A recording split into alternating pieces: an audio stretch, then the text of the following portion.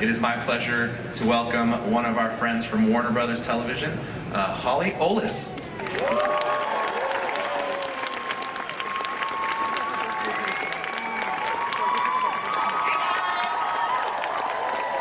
Good morning, Holly. I'm Holly Olis from Warner Brothers Television Publicity, and welcome to Supernatural. Okay, did everyone get their collectible mini Impala for today's final panel? How about that? All right, so the road so far. If I cry, please don't. These words are so familiar to us now, but I want you to think back for a moment about where you were when you first discovered Supernatural. Maybe you were home on the evening of September 13th, 2005, and caught a little show about two demon-hunting brothers crisscrossing the country in a badass car in search of their missing dad. Or maybe a friend lent you their VHS tapes, remember those?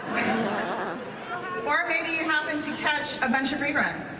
Or maybe you weren't even born when the show started and just watched all 14 seasons over a week last month. Or maybe your ritual is, and has always been, to be parked in front of your TV every Thursday night at 9/8 Central in your Winchester plaid, tuned to the CW, just like you will be when the 15th and final season premieres on Thursday, October 10th. Whichever road you traveled, it brought you right here, right now, to Hall H at this moment to be at the final San Diego Comic-Con panel for Supernatural, which I'm once again thrilled to say remains the longest-running sci-fi genre series in the history of American primetime television. Thanks to all of you as it enters its 15th and final season this fall. And it always goes without saying, as always, it's all because of you, the amazing, awesome, and worldwide Supernatural family, who will always be Supernatural family forever. Speaking of those VHS tapes, now better known as DVDs or digital downloads, Warner Home Entertainment will also be releasing the complete 14th season on Blu-ray and DVD on September 10th, and it's available at digital retailers now. And if you haven't done so already, please stop by the DC Warner Brothers booth and pick up the Warner Brothers themed TV Guide magazine Comic-Con issue featuring these boys on one of the collector's covers. And now, it's just about Supernatural time. Very soon, your favorite trickster, Richard Speight Jr., and Chuck himself, Rob Benedict, will be here to kick off this year's panel. But first, the absolutely wonderful Supernatural producers and post team have put together a very special reel just for you. It's a fond look back at the road so far, so please keep an eye out for some of your favorites. And finally, on a personal note, I just want to thank you all so much for being the best fandom ever. Supernatural family forever. He's been playing us our entire lives. Mom, Dad, everything.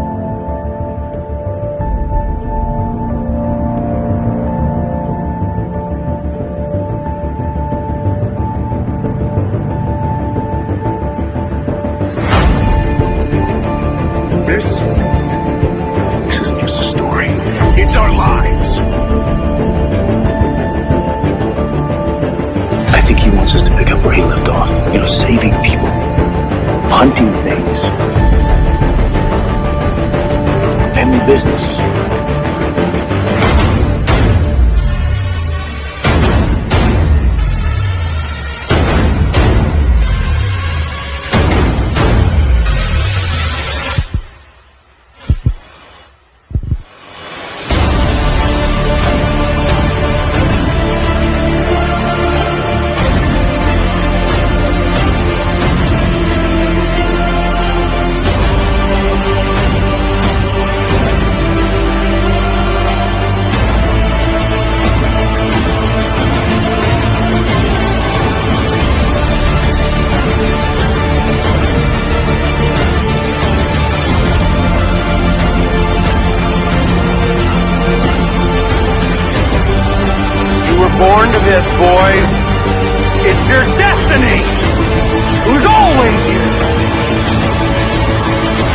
the end. A lot of seasons, Rick. Oh, Christ.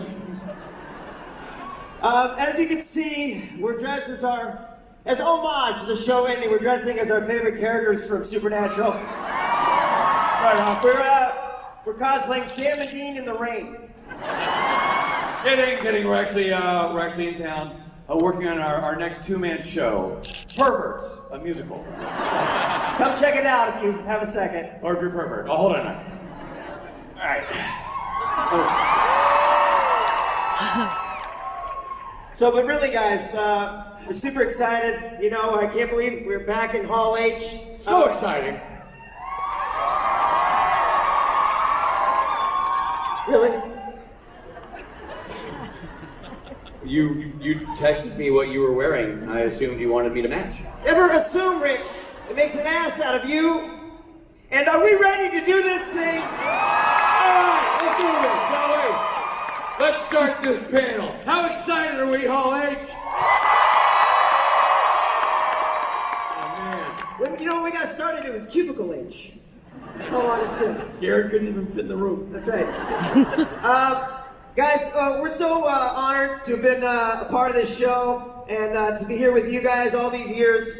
We're going to bring out a great group of people. That we have to bring out because they're on the list. That's right, because we're contractually obligated. Start us off, Robbo. Yeah, so first to the stage is a writer who has been writing for the show for the last 6 seasons, and he just got upgraded to executive producer. And fun fact, he's one of 3 Roberts on the stage today.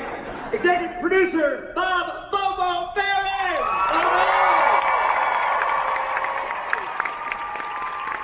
There he is. Sweetheart Bobo. Next to the stage, this seasoned writing duo has given us countless beloved characters and dynamic moments on screen for years. They are none other than executive producers, Brad Buckner and Eugenie Ross Lemay.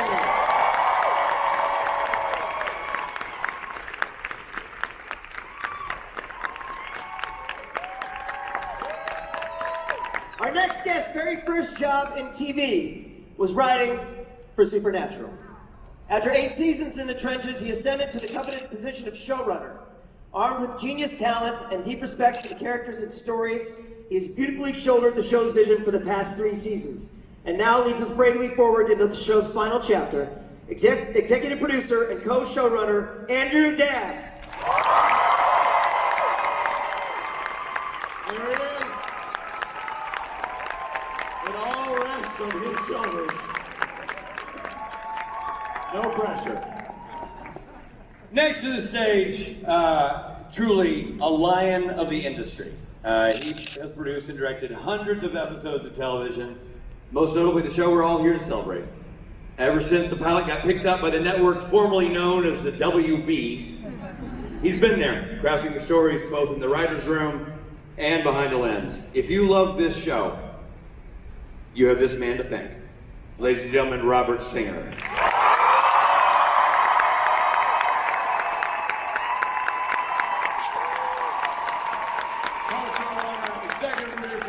And director extraordinaire.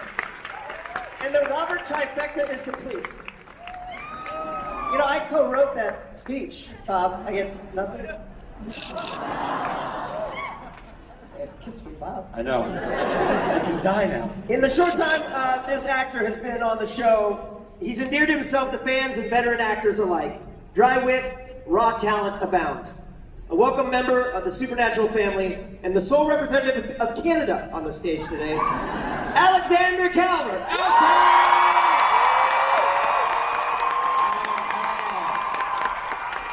Big Al Cal.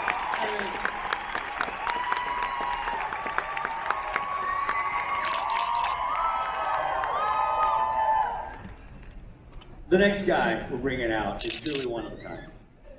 He is a man who took a guest starring role and turned it into a core, iconic, and fan-favorite character. In addition, he has also harnessed the power of his popularity to build one of the most successful philanthropic enterprises in entertainment. There is no more charitable man in Hollywood. the people he has helped and the lives he has touched will live on long after Castiel hangs up his trench coat for the final time. The one, the only, Misha Collins.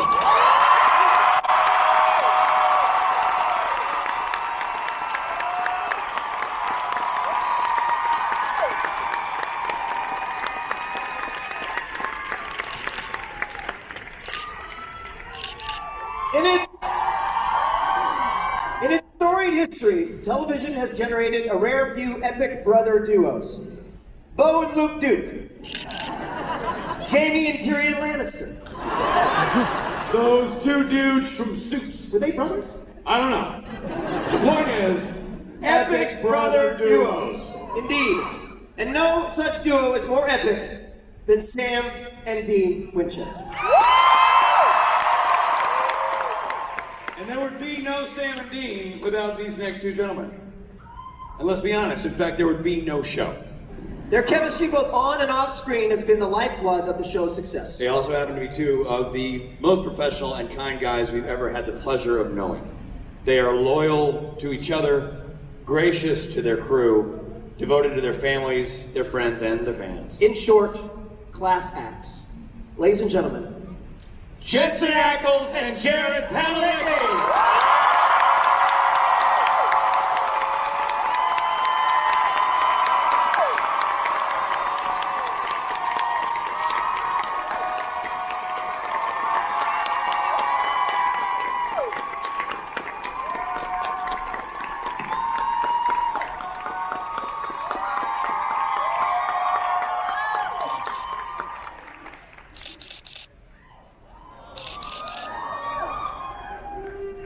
Wow.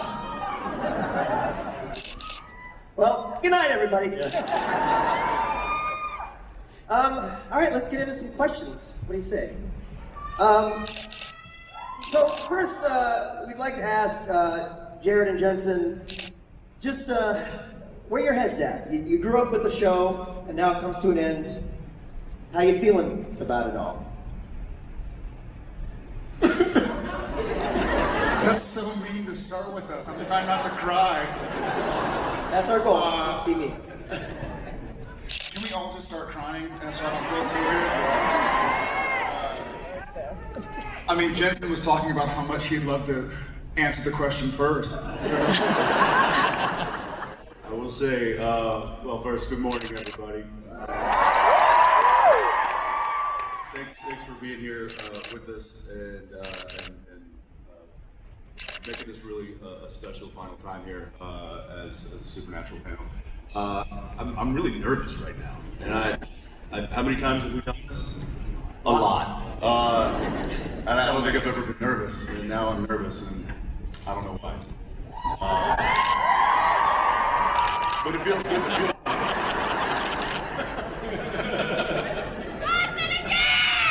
Do it again? Okay.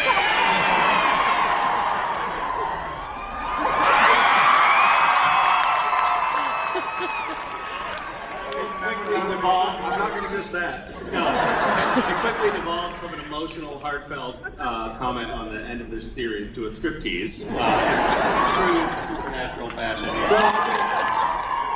Jared clearly has a future as a toupee model. I think it's nailing that. But there's a lot of weight behind this. I mean, you basically grew up as actors and as people on this show. Your lives are inexorably linked to each other and to the crew you've worked with. As it comes to this epic chapter, when you reflect back on it, what is your takeaway from the experience overall?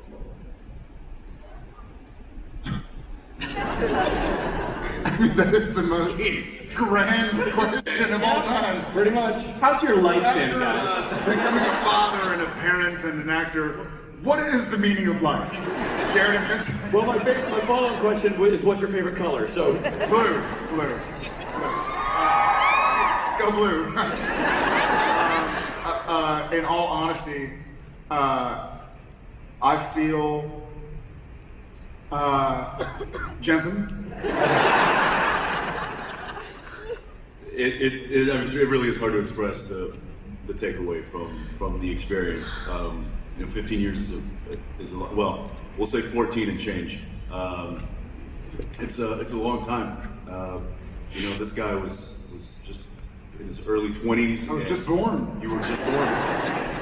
And we hooked it up to Vancouver, thinking that, you know, we'd just put our lives on hold, just press pause for maybe a season, maybe 2. We knew we had something good. We might have even gotten something like 3 seasons out of it. That's asking too much. And then we would then, you know, come back and press play, and life would go on, and it never got unpaused, and I'm very thankful that it didn't, because it's been quite a ride, and it's hard to express what we're going to take away from that, but lifelong friends, experiences of a lifetime, and I mean, this is, it's hard to put. Thank you all so much.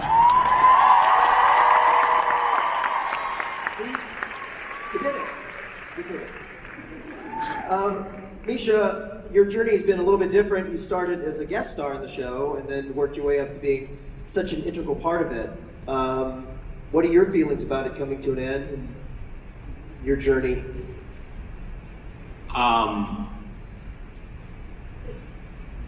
You know, when I got on the show, I just recently found a gold card. It's these 3x5 note cards that I write around New Year's. It's really nerdy, but it's like, here are my goals for the year.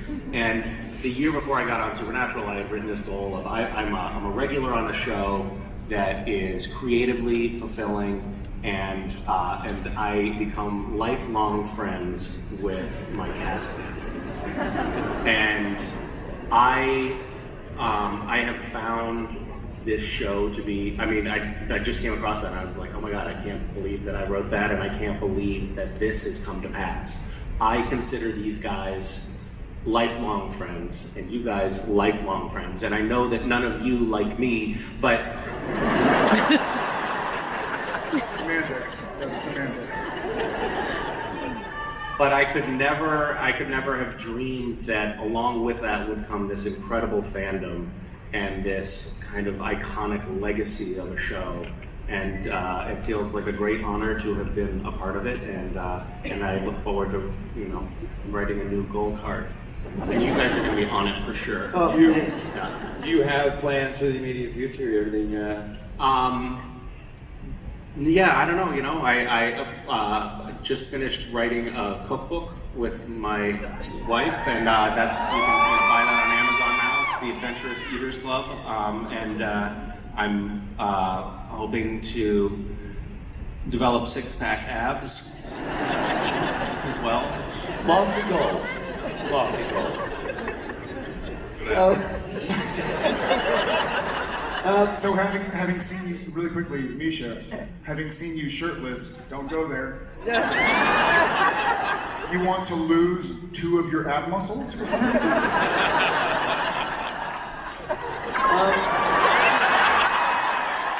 Alex, big out. I've seen the manips. I've seen the photo manips, a few of them. You're usually pretty ripped, and those chains and stuff. Al, big Al Cal. Yeah, let's follow up on the nipple question. Yeah. It's great. Thank you. We have it on our notes here. After nipple, go to Al. If Jake goes to nipple, immediately go to Alex. Thanks, guys. So, what about you, buddy? You got any plans? What about what about Jack's journey at the end of? Good save there, buddy. At the end of last season, the guy who played God was not very nice to you.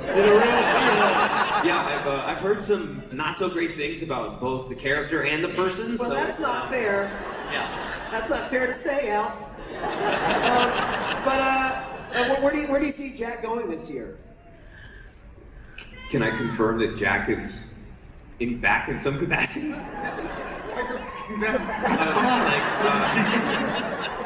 Anyone can chime in here.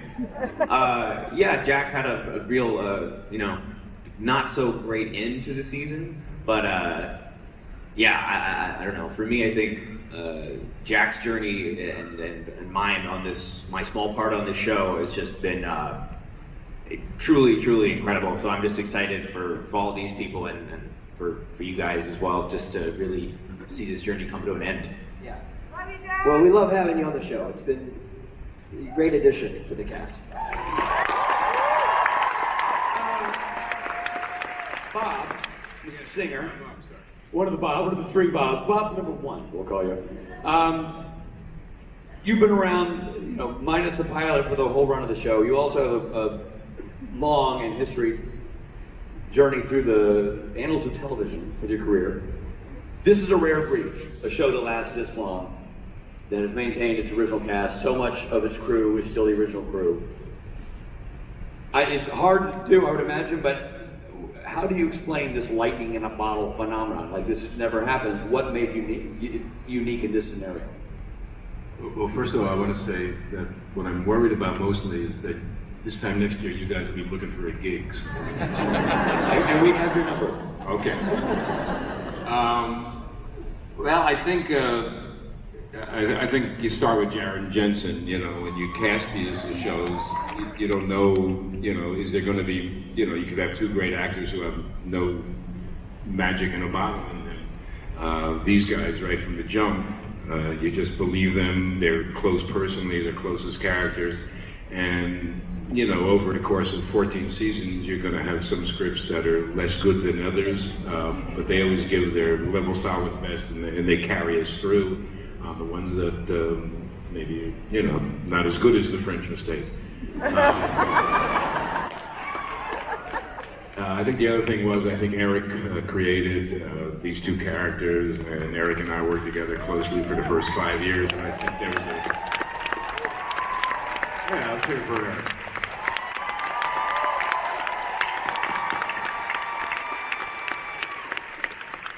So I think a foundation of what the show could be was built fairly early, and I think when Eric left us, he left us with a lot of good things.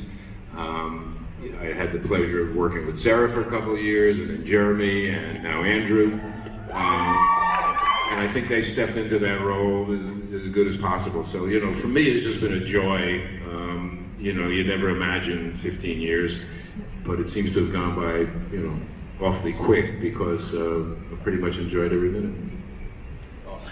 Okay, Andrew. So at the end of last season, we left our guys surrounded by what seemed like zombies, and with the past, hunts returning from hell. We, in all fairness, we didn't leave them surrounded by zombies. You did.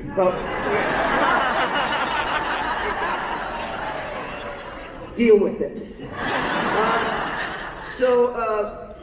In past seasons, the endings have felt big, but this time we know it's the end. So how do we move forward? We don't. It's 20 episodes of clip shows. Good to know.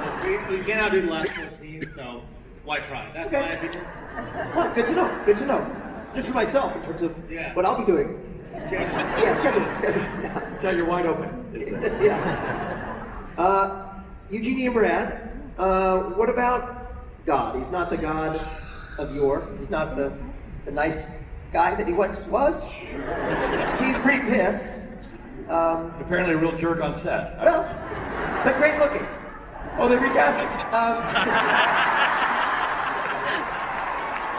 How do you move forward with that entity? And I'm not asking for personal reasons. Really, truly. How do you think that will shape this season and where we go this season? Well, I think the final moment, the very end of the season finale, was probably one of the big game-changing moments we've ever had in the show. And to be 14 seasons in on the show and be able to have that much of a game changer is something. Because there was an assumption about God. We talked about God having left the building. He was not around. He was a long-distance guy and literally had hands off. And that was confirmed when Chuck appeared for the first time a couple of seasons ago.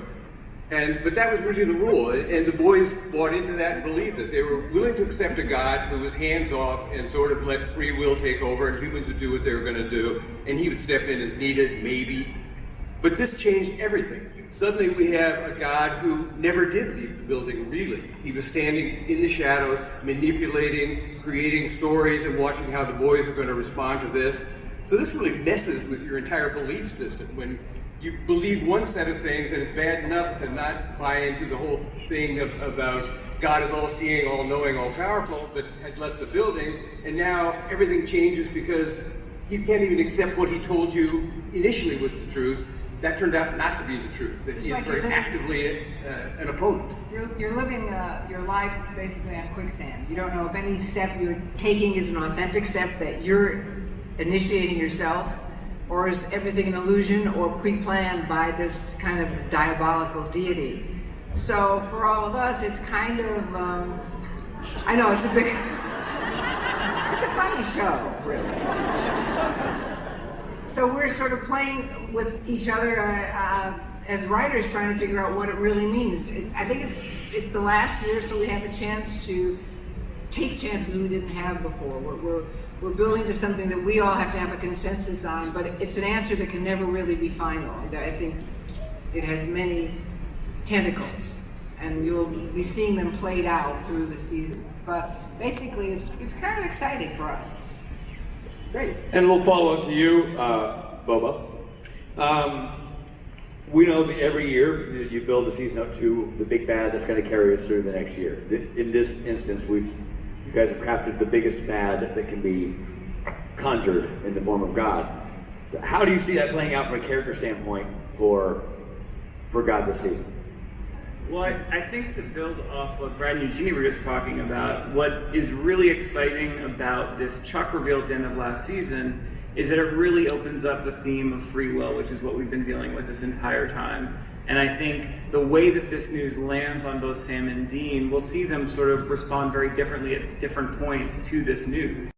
And I think it puts everything they've done, everything they've accomplished into doubt. What was them? What was this plan? And I think the position of the show is, yes, you did save the day. Those were authentic victories, but they have to struggle with that and sort of reclaim, the victories of their past and say, no, this was us. We do have free will. And it's just that dynamic is going to play out really interestingly throughout the whole season. Awesome. Andrew, to you as the co-showrunner along with Bob, you've been handed this assignment of taking a legendary show that everybody loves and has followed for 15 years and sending it off into the night in the best way you know how. You've come up the ranks with the show. Like, you started as a baby writer, and now you're co-boss. How did it feel to know that this creative energy would be foisted upon you? Well, the good news is there was no pressure. Yes. So that's the best news. No, I've been on the show for 12 years, and I worked with Eric and Sarah and Jeremy. And Newbie. Yeah. And Bob's like, no, that's okay. But the show's been a real part of my life. Like, first time I've had in television, possibly last. We'll see how it goes. And so to have the honor to kind of end it along with Bob and Fred and Jeannie and Bob and everybody on the stage, -1. It's just really, it's really exciting and scary. And I think, the things we have in mind, I think, I would guess about like 30% of people would be really happy. Yeah. Aim to please a third. That's our motto. Don't go for the majority. Just go for So 7 out of 10 of everybody in this room is going to be pissed. Yeah, that's going to be cool. If you thought Game of Thrones was angry, yeah.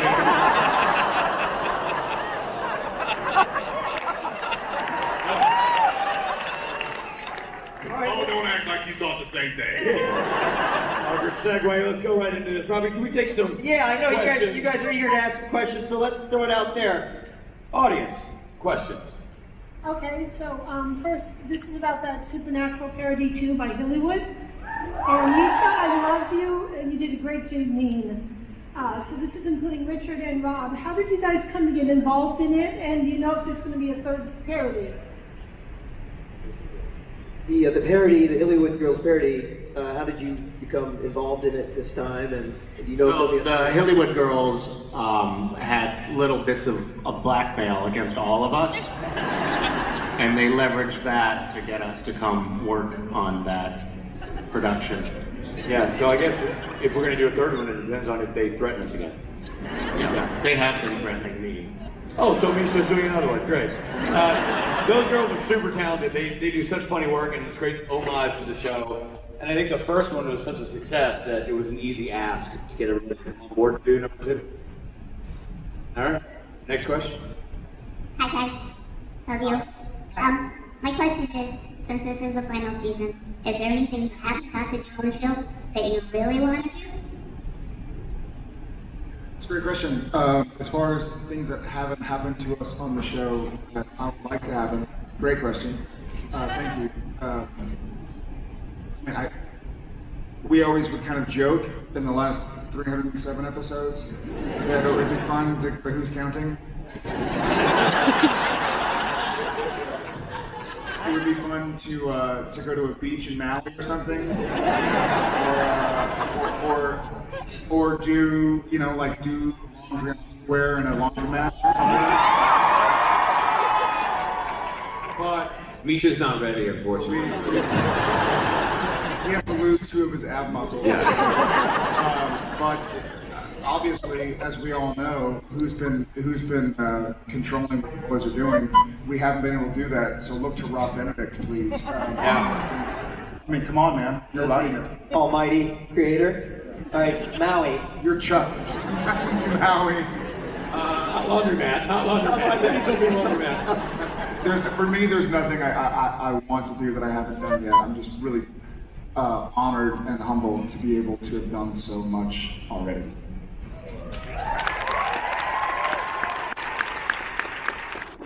Maybe take the Impala to the track.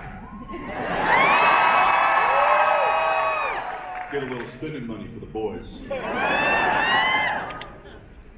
I like that. Win a t-shirt. I don't know. Are we not spitballing up here? No, that's it. I like win a t-shirt. Scribbling notes. Wet t-shirt contest with Misha.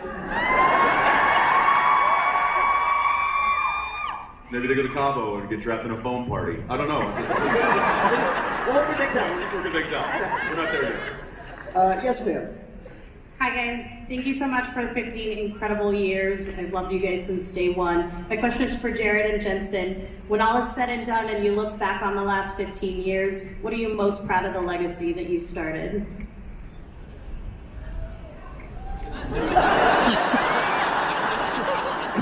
Easy, Jensen. We're gonna need more. Thank you for the question. Sorry if I seem... You have tissues in your pocket.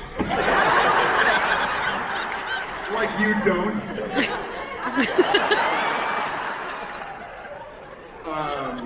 This is a really unique feeling. We've been up here a few times. We've been really lucky, and the gang at Comic-Con has been outstanding. This is a really weird sensation. I keep on sort of going and having out-of-body experiences, wondering why there are so many people looking towards all of us on stage and going like, oh wow, this is a cool thing. We're not going to be here next year. So I feel like the relationships I've been able to build, met a couple of my best friends. I also met Richard Speight. But I also met people I really enjoy. I also met everybody vacation in Europe. Had some kids, got really tired, got a few gray hairs when they wouldn't stop waking up in the middle. For me, the legacy is going to be, he and I had talked about this, and we actually talked about this for about 2 or 3 hours last night, about the show and about how lucky we are, and we still have a job to do. But I feel like I'm really lucky because my friendships won't go away, and Sam Winchester for me won't go away. He'll be a part of me forever. And you know, so.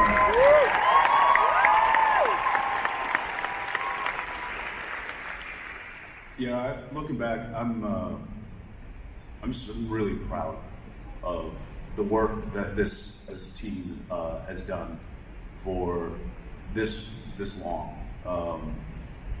To do a show is not easy.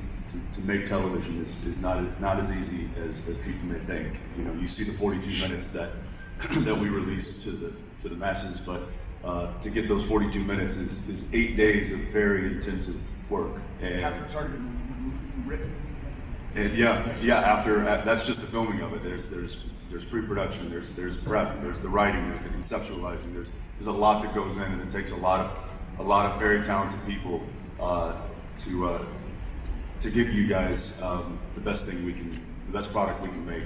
And I'm really proud of that product.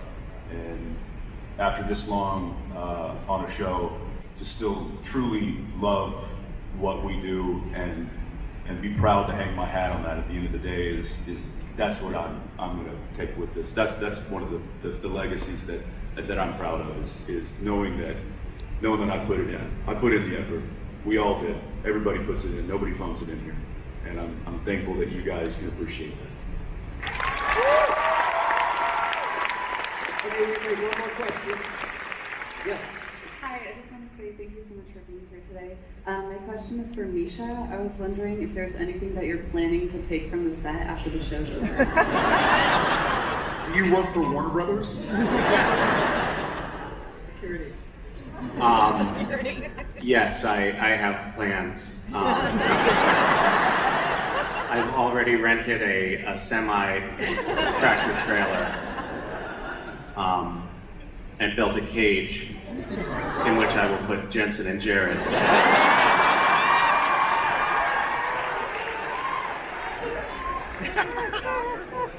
But don't tell them.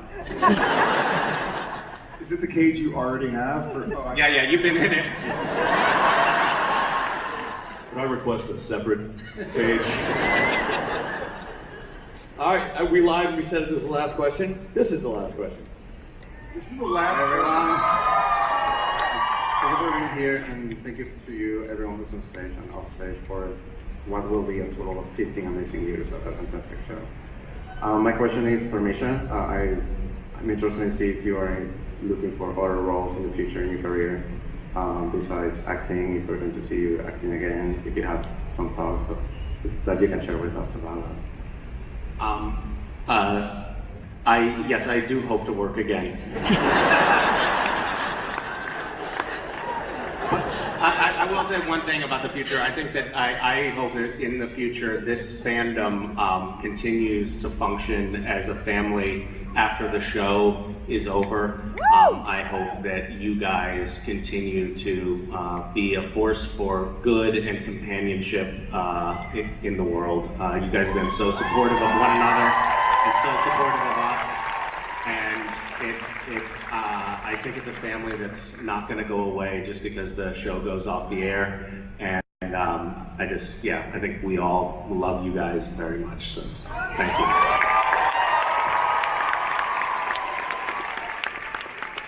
Well, with that, we want to show you guys a little video. So if everybody keep their eyes on the video screen, we're going to show a little something on the screen. The end of the road. It comes for us all. Hold on! For the Winchester boys, a lot more than just the once. That's the job. And these knuckleheads are too tough or too dumb to give it up. Good night, jerk. Night, bitch. The road calls, they hit the gas. We got work to do. They don't know any other way. And as their road comes to an end, we set out to make things right. One last time. She was left for dead in a graveyard of Detroit steel. That's where we found her. There's nothing to fix.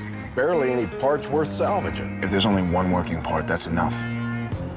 We're not just gonna give up on her. Okay.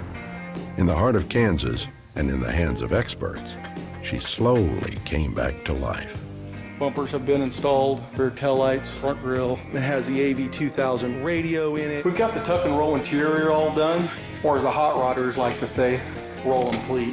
Devil's trap installed, weapons box in, 454 engine, big block, 400 horse. She should sound like a bad mamma jamma. I mean, come on, this is a car of a lifetime. Trust me, this thing's still gonna be badass when it's 40. With the help of restorer Rick Blevins and a team of talented craftsmen, she became once again a thing of beauty, stronger than when she was new. You know, it was these two idiots who reminded me that no one is ever useless. That it doesn't matter what kind of shape you're in when you're family. Our story is coming to a close, but the road, it never really ends. And with this old baby looking and driving as good as new, one of you will get a chance to carry on.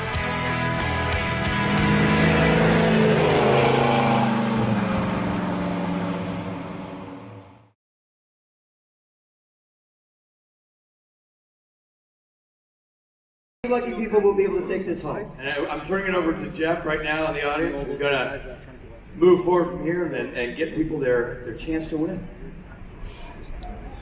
He's going to explain. If you were lucky enough to ask a question, you have your potential keys in your hand, and now you guys are going to pick. All right. The lucky winner. Jared, Jensen, gentlemen. Put that on me. Don't put that on me. Out of this bag, you shall pick. You can't see, most of you can't see this, but the amount of stunned faces in the audience is incredible. Yeah, let me be clear. There's a few babies that we have on the show. This is from the ones that have helped put her back together for the show time and time again. They have crafted an exact replica of the one that. And Rick is here. Yeah, Rick Blovin. Rick Blovin. Where's Rick Blovin? So where is it?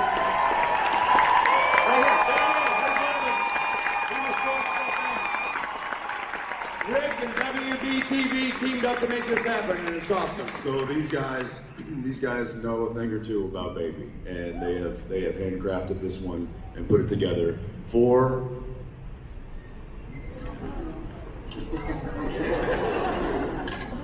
You do understand that how many people are in this room? 7,000.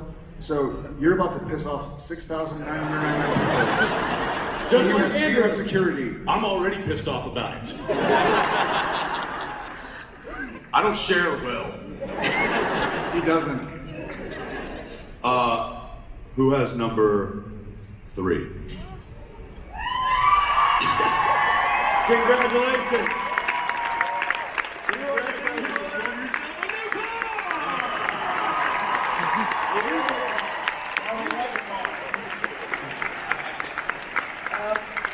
Ma'am, what's your name?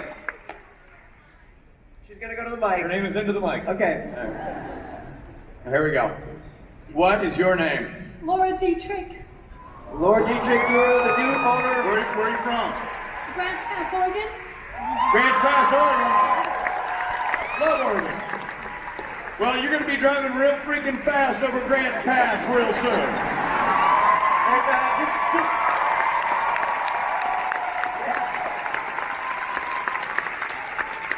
So this car is currently in Kansas, where it should be, and they're going to figure out how to get it to you, and it's soon going to be yours. Thank you. Congratulations. Thank you again to Rick Levin, to WBTV, for making that happen. Unbelievable.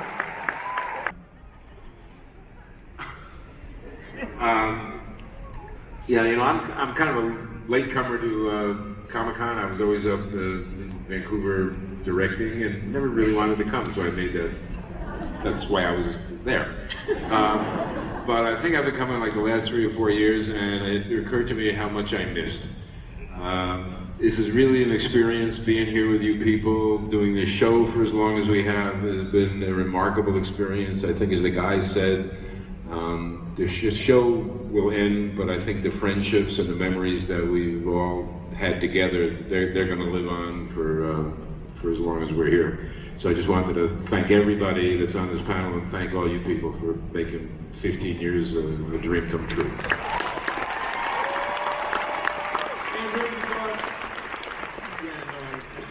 I think it's been an incredible privilege to work on this show and to be part of this family, and I think this is something that for most of us up here we will never experience again. And so it's amazing, and we thank you for making it all possible.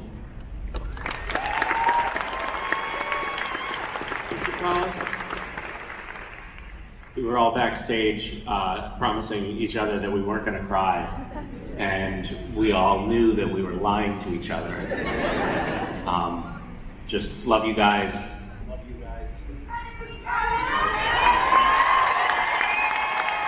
Thank you.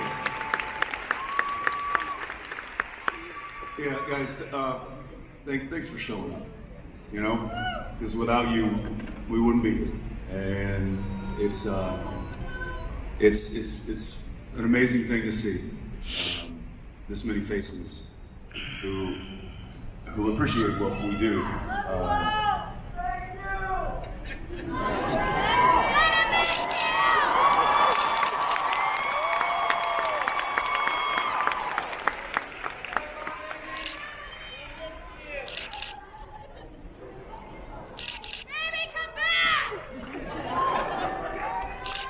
We love you guys very much. Thank you.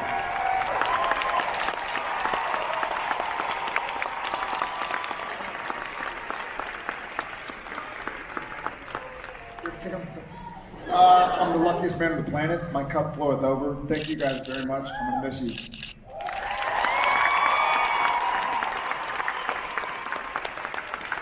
Supernatural fans in this room and the world over, a final goodbye from Hall H, from Mr. Bobo Behrens, Mr. Brad Buckner, Ms. Eugenie Ross Lemming, Bob Singer, Andrew Dabb, and please, round of applause for our cast, Alex Calvert, Misha Collins,